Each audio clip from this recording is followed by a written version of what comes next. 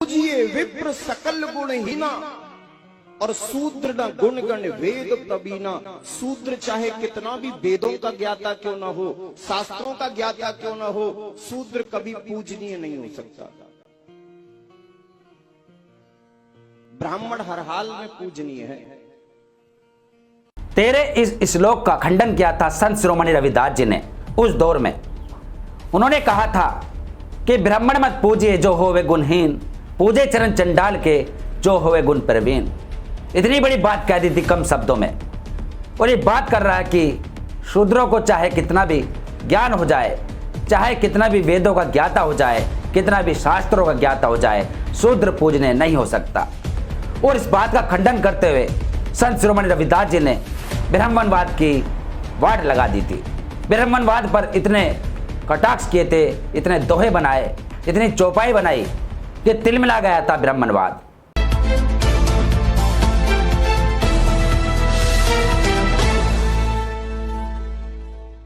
जय भीम, नमो बुद्धाय, पाखंडवाद का करो सफाई। मैं उमेश करुणा और आप देख रहे बहुजन हलचल।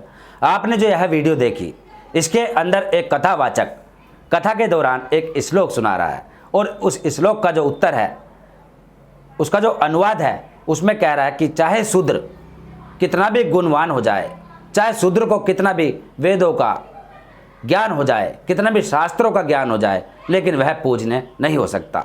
इसने यह दावा किया और इसने यह दावा सही भी किया, क्योंकि इनको जो घमंड है उस मनुस्मृति के समय का, क्योंकि मनु की औलादे हैं ये। ऐसे नमूने सोशल मीडिया पर कथा के दौरान ऐसी बातें करते हुए बहुत सारे मिल जाते हैं। यानी इतना घमंड है कि इंसान में जो इक्वलिटी इन्होंने ख़त्म की थी, जो समानता इन्होंने ख़त्म की थी, आज भी इनके अंदर वही घमंड है, वही गुरूर है कि शूद्र चाहे कितना भी शिक्षित क्यों ना हो जाए, चाहे कितना भी वेदों का शास्त्रों का ज्ञान उसको ना हो जाए, लेकिन वह पूजनीय नहीं हो सकता। यानी पूजनीय होगा तो वह ब्राह्मण होगा, क्योंकि यह ब्राह्मण है। और यह ब्राह्मण है तो चाहता है कि हम ही पूजनीय रहे हमेशा, जैसे सदियों से होते रहे। लेकिन आज संविधान के दौर में ये भूल जाते हैं कि आज यहाँ इक्वलिटी है। संविधान सबको इक्वलिटी देता है, संविधान सबको बराबरी का अधिकार देता है। ये बात यह भूल जाते हैं और उन्हीं बातों को रिपीट करते रहते हैं। ब्राह्मण के अंदर इतना बड़ा गुरूर, इतना घमंड इन्होंने जो बना कर रखा, उसको ये बरकरार चाहते हैं कि ये ऐसे ही रहे। लेकिन इनको हम सबसे बड़ी आज बात यह बता दें कि ये जो गुरूर है, यह उसी दिन टूट गया था जब तुम्हारे फूफा ने, यानी बाबा साहब अम्बेडकर जी ने मनुस्मृति का दहन कर दिया था। और वह पूजनीय है और रहेंगे हमेशा। उनको ब्राह्मण भी पूजता है, यानी तुम्हारे पिताजी भी पूजते हैं, तुम्हारे रिश्तेदार भी पूजते हैं। और जब आती है उनकी जयंती, तो उस समय प्रधानमंत्री, राष्ट्रपति, मुख्यमंत्री, चाहे कोई क्यों ना हो, सब उनको पूजते हैं, माला अर्पण करते हैं, उनके पैरों में नाक रगड़ते हैं। यानी कि तेरी बात यहाँ फेल हो जाती है। तूने कहा कि शूद्र को कितना भी ज्ञान क्यों ना हो जाए, वह पूजने नहीं हो सकता, तो यहाँ तेरे मुंह पर थूक दिया। आज यहाँ ऐसे नमूने के ऊपर थूकने का काम किया, क्योंकि ये जीता जागता एग्जाम्पल है। बाबा साहब अम्बेडकर जी को तमाम वर्ल्ड, यानी पूरी दुनिया पूजती है।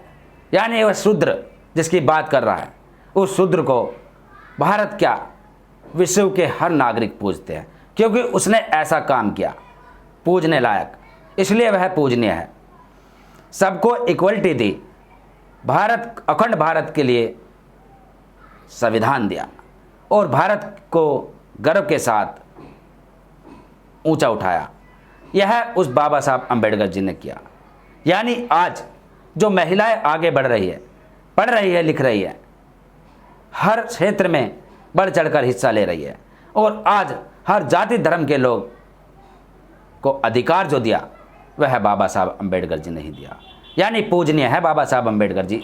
और ये जो कह रहा है कि शूद्र कभी पूजनीय नहीं हो सकता, और बाबा साहब अम्बेडकर जी से अलावा भी बहुत से शूद्र हैं जो पूजनीय हैं। मान्यवर साहब कांशीराम जी, ज्योतिबा फूले जी, बिरसा मुंडे, शहीद भगत सिंह और शहीद ऊधम सिंह, एकलव्य, न जाने कितने शूद्र यहाँ पूजनीय हैं। वो बात अलग है कि कुछ शूद्रों को ब्राह्मण नहीं पूजता, लेकिन मजबूरी में बाबा साहब अंबेडकर जी को वह पूजता है और पूजेगा, क्योंकि बाबा साहब अंबेडकर जी ने वह काम किया जिसके तुम खिलाफ थे। तुम नहीं चाहते थे कि यहाँ इक्वलिटी हो, तुम नहीं चाहते थे कि यहाँ महिला को बराबरी का अधिकार मिले, और तुम नहीं चाहते थे कि यहाँ हर क्षेत्र में उस समय के शूद्र को यानी आज के SC ST OBC को हर क्षेत्र में अधिकार मिले, आगे बढ़ने का अधिकार मिले, बराबरी में बैठने का अधिकार मिले, इस छुआछूत से छुटकारा मिले। ये नहीं चाहते थे ऐसे नमूने।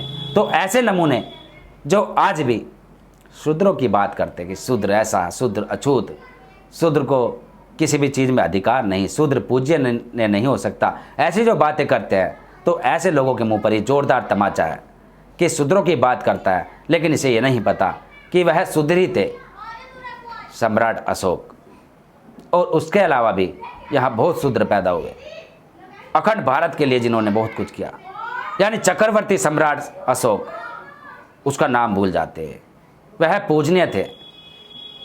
और उसके अलावा कबीरदास जी, संत शिरोमणि रविदास जी, जिनको तुम भी पूजते हो, पूजना पड़ेगा क्योंकि उन्होंने ऐसा काम किया।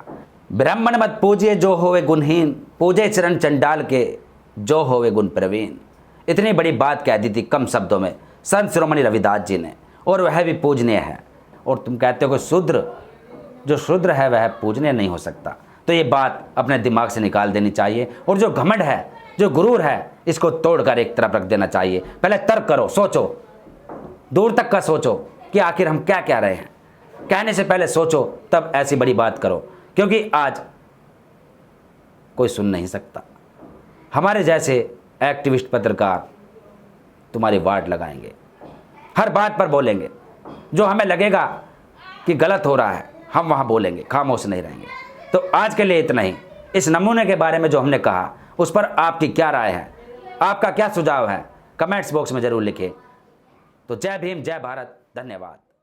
अगर आप चाहते हैं गरीब हर वंचित इंसान की आवाज आप तक पहुंचे, तो हमारे चैनल को सब्सक्राइब करें और बेल आइकन का बटन दबाना ना भूलें। देखते रहिए बहुजन न्यूज।